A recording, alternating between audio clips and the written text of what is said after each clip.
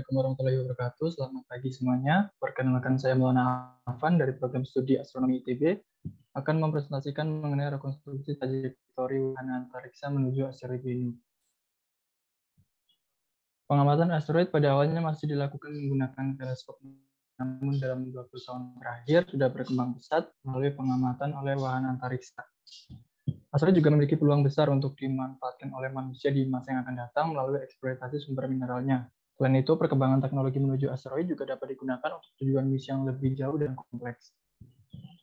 Sedikit mengenai OSIRIS-REx, wahana ini merupakan misi ketiga NASA dalam proyek New Frontier. Tujuan misi ini adalah mengambil sampel material asteroid Bennu. Wahana ini diluncurkan pada tanggal 8 September 2016, kemudian melakukan flyby dengan bumi pada tanggal 2 September 2017, dan tiba di Bennu pada 3 Desember 2018. Dalam kaitannya dengan orbit dan trajektori, wahana antariksa akan mendapatkan gaya tarik menarik dengan matahari, bumi, dan Bennu, hingga nantinya akan memperoleh percepatan, dan persamaan gerak Newton ini diberikan seperti yang tertera di layar.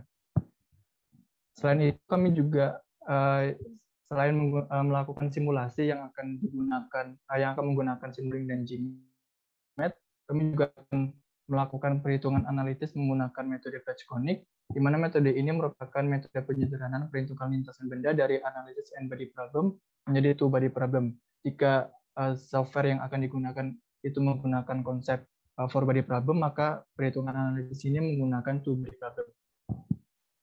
Dan kami menggunakan dua perangkat lunak, yaitu Simulink dan GMAT. Simulink ini merupakan bagian tambahan dari software MATLAB yang terdiri dari beberapa kumpulan toolbox yang nantinya akan dirangkai oleh penggunanya untuk mendapatkan output yang diinginkan. Dan yang kedua adalah GMAT, General Mission Analysis Tool, perangkat lunak open source yang dikembangkan oleh NASA untuk tujuan merancang dan menganalisis misi yang sebenarnya.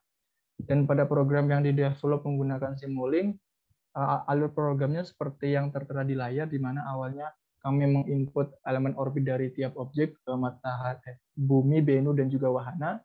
Setelah didapatkan elemen orbit, lalu diubah menggunakan transformasi matriks untuk mendapatkan vektor posisi dan kecepatannya. Setelah sebagai input awal untuk integrasi yang dilakukan, sehingga nantinya akan terlihat orbit dari masing-masing benda. Dan untuk satelit, ketika mengubah orbitnya akan dilakukan manuver yang diberikan dengan cara memberikan gaya dorong dari wahana itu, dan dalam program yang digunakan Simulink ini menggunakan try and error untuk memberikan gayanya atau thrust-nya, sehingga nanti akan dilakukan percobaan apakah sudah mendapatkan final position yang diinginkan atau belum. Jika belum, maka akan dilakukan thrust lagi, perulangan lagi, sehingga akan didapatkan posisi akhir yang sesuai.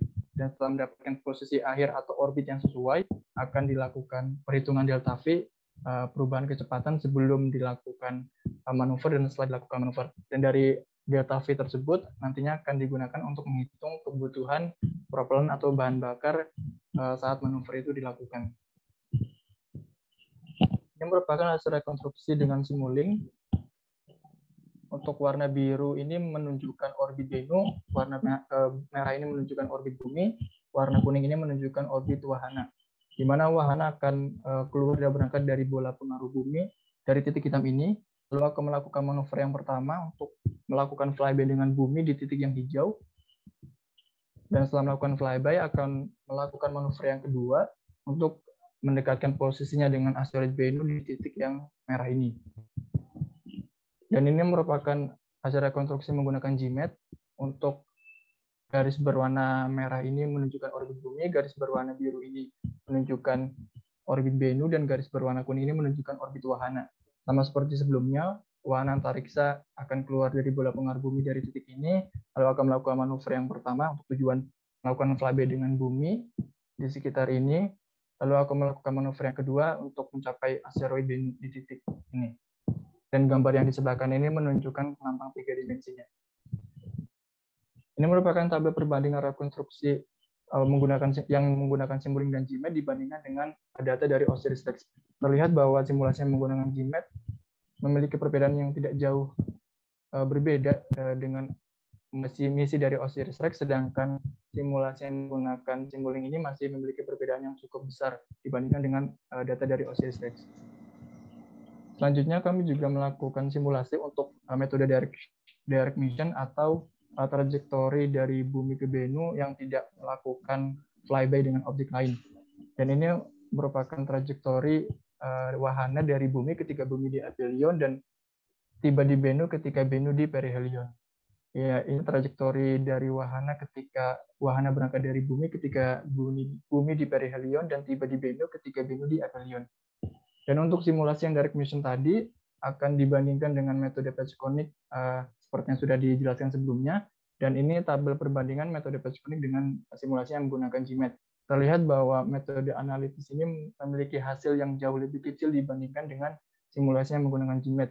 Hal ini disebabkan karena metode Page-Konik ini memang metode yang sederhana dan juga ada asumsi yang digunakan yaitu orbit bumi dan Bennu berada pada bidang yang sama atau tidak memiliki inklinasi.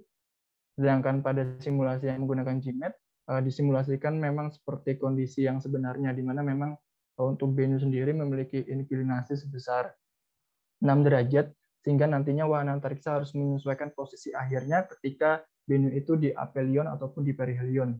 Dan karena harus menyesuaikan posisi akhirnya seperti inklinasi Bennu, maka wahana juga harus melakukan manuver yang mengubah inklinasinya, dan manuver yang mengubah inklinasi ini memang memberikan kontribusi yang cukup besar dari sisi kebutuhan perubahan kecepatan ataupun bahan bakarnya. Selanjutnya, bagaimana ketika di masa yang akan datang wahana antariksa ingin melakukan perjalanan kembali ke asteroid Bennu menggunakan direct mission, di mana direct mission ini memang memiliki keuntungan dari sisi waktu tempuhnya yang lebih pendek daripada ketika wahana ini harus melakukan flyby dengan objek lain, misalkan dengan bumi atau planet lainnya. Dan metode yang digunakan menggunakan dari diagram Fock-Chopp seperti yang tertera di layar, diagram Fock-Chopp bumi ke Bennu, di mana untuk diagram ini menunjukkan seberapa titik-titik kumpulan titik-titik kecepatan infinity ketika wahana ini berangkat dari bumi dan kecepatan infinity ketika wahana ini tiba di Bennu. Dan nantinya dapat dilihat atau dipilih kapan saja waktu yang memiliki delta V paling minimum untuk wahana berangkat dari bumi dan tiba di Bennu. Dan dari rentang 2024 hingga 2036, setidaknya ada 3 waktu yang memiliki delta V paling minimum yang nantinya dapat digunakan untuk wahana berangkat dari bumi ke Bennu dengan cara direct mission. Kesimpulannya, hasil rekonstruksi trajektori menggunakan GMAT memiliki hasil yang tidak jauh berbeda dengan misi OSIRIS-REx. Dan karena memang software GMAT ini didevelop oleh NASA untuk melakukan optimasi secara otomatis, dan memang untuk digunakan untuk merancang dan menganalisis misi yang sebenarnya. Sedangkan program yang didevelop menggunakan Simulink memiliki hasil yang masih cukup besar perbedaannya dengan OSIRIS-REx, karena salah satunya ketika dilakukan integrasi ketika wahana ini keluar dari bola pengaruh bumi itu memiliki perbedaan nilai semi mayor axis dibandingkan ketika melihat data dari hasil simulasi menggunakan GMAT, sehingga manuver yang dilakukan oleh wahana juga membutuhkan nilai yang lebih besar lagi untuk mencapai posisi akhirnya. Selanjutnya yang ketiga, metode Page-Konik ini tidak bisa digunakan untuk mengaproksimasi trajektori wahana dari bumi ke Bennu karena Bennu memiliki inklinasi yang besar dan orbit bumi dan Bennu tidak berada pada garis offset yang sama. Terakhir, launching opportunity wahana dari bumi ke Bennu yang menggunakan direct mission dapat dilakukan pada dotasi paling minimum di tahun 2024, 2030, dan 2036. Ini daftar pusaka yang kami gunakan. Terima kasih. Saya kembalikan ke Bu Endang selaku moderator.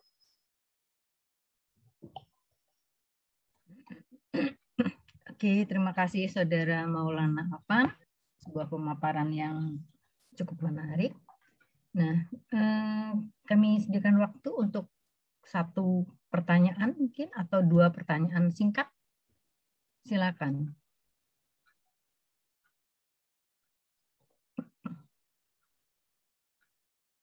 Iya, Pak Ibnu, silakan Pak Ibnu.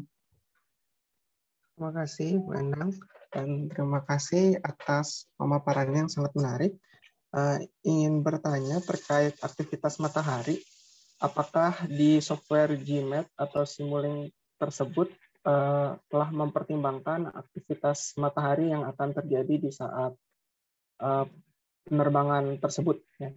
Dan seberapa pengaruhnya sebenarnya aktivitas matahari terhadap akurasi dari software tersebut? Terima kasih.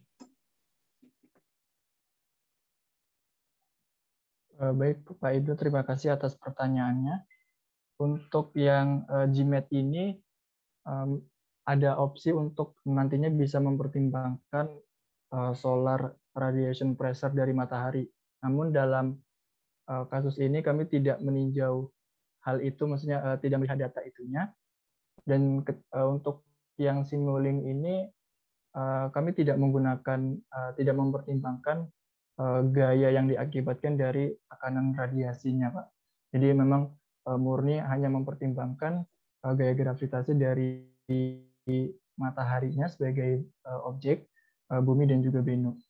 Dan untuk yang pertimbangan seberapa berdampaknya, dari saya sendiri belum mempelajarinya lebih lanjut untuk kasus yang ini, Pak. Seperti itu. Terima kasih atas jawabannya. Terima kasih, Sama-sama, Pak. Afan dan Pak Ibnu. Ya, masih ada satu penanya. Silakan, Saudara Daud. Nah, kita masih punya waktu 1-2 menit. Silakan. Iya, terima kasih kesempatannya, Bu. Saya ingin bertanya, tadi kan ada perbandingan tabel untuk Simulink dan GMAT. Nah, itu misalkan andaikan kita ingin mengirim